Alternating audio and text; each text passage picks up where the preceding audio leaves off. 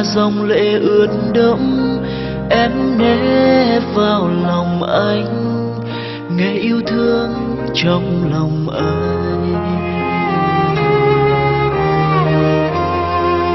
Mãi xa rồi người ơi, khi tình yêu theo khung trời hai lối. Mãi xa rồi người ơi, anh sẽ đi về nơi xưa. Đường anh đi giờ xa khuất lối, mình anh trông về nơi phố vắng. Nhìn mưa rơi nhẹ trong đêm thâu, ngỡ rằng em chung đường anh bước. Nhìn không gian lặng trong bóng tối, lệ anh rơi nhòe trên khóe mi. Anh mới hiểu được rằng anh đã yêu em thật rồi.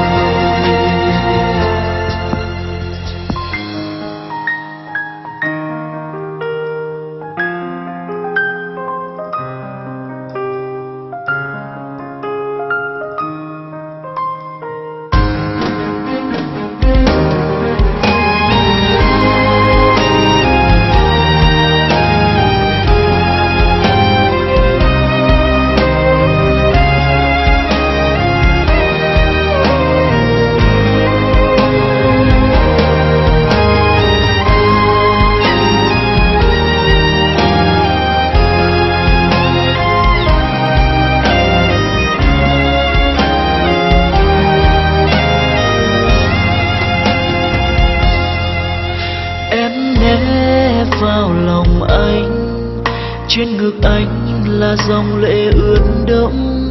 Em nép vào lòng anh, nghe yêu thương trong lòng anh.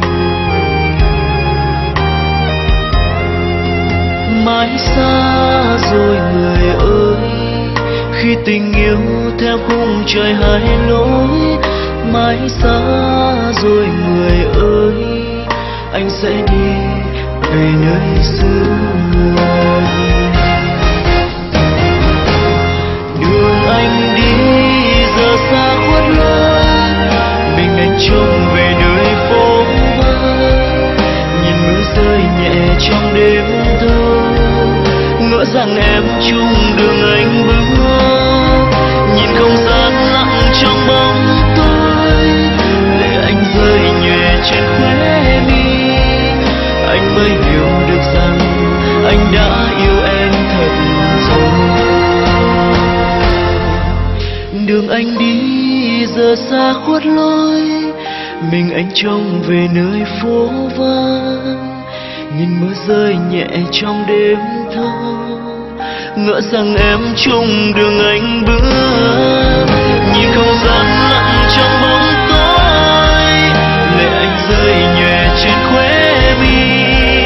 Anh mới hiểu được rằng anh đã yêu em thật rồi. Anh mới hiểu được rằng anh đã yêu em.